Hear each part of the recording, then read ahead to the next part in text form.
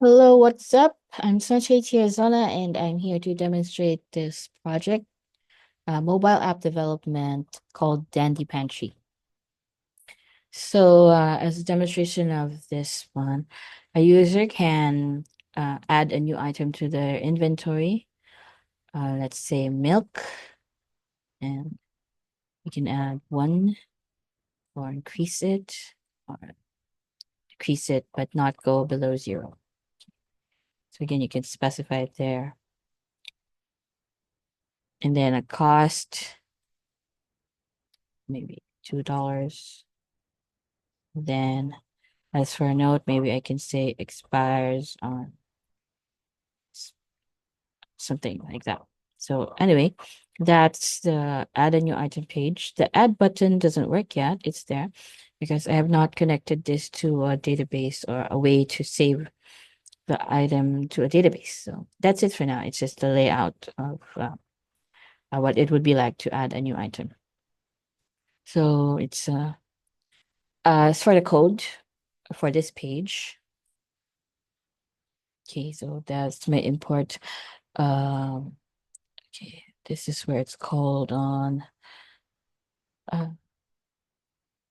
okay, so the add item page, that's what displays all of this. It contains four variables, and these variables are mutable ones that the app would remember.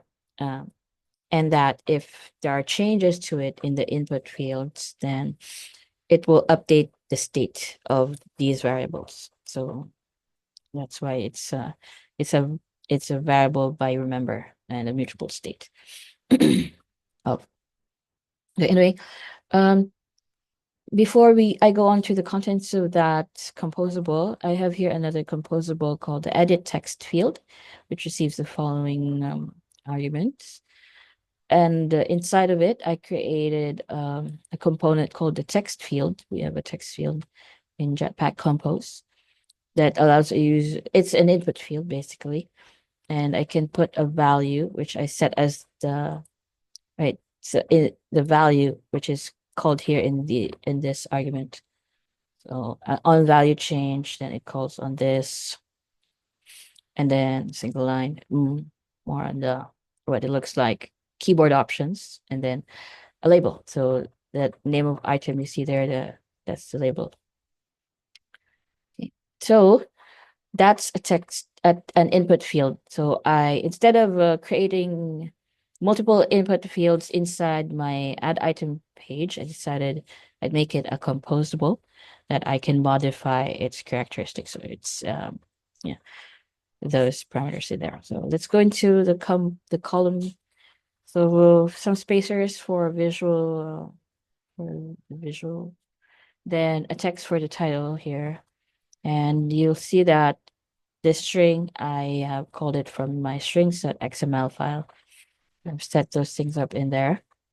And then some more modifiers, and formatting. And then the first text field is this. So I call and add an edit text field composable, that component, and then adjust it according to the parameters required. So the label, I called it for this. Keyboard options, I set it as a text type of keyboard, and the action would be next. So if I click on the name of item in here, you'll see that keyboard is a text keyboard, and then it has a next. And then for the quantity, it's a numeric keyboard. If I go to the quantity here, you'll see that edit text field here, the keyboard type is a number, and the action is next. So now this quantity is in a row. I put it inside a row over here, and that row contains three things: two buttons on either end, the left and the right, and in between is the text field. So some spacers for padding and stuff, or to not get them like close to each other. Anyway, so the left button is a minus button that decreases the quantity. So it gets the quantity value and turns it into an int, and then subtracts from it, but doesn't go below zero. And then this the right one is adds one. So The text is a minus for that reduction button and a plus for the addition button. Okay, self-explanatory. I so that's it for that row, the quantity row. Um, as demonstrated before, the user can interact with that and it will change the quantity of the item. It updates this value here. There. Then the cost input and the notes input are just similar to the name input, except the cost input also takes on a keyboard, a numeric keyboard, I mean.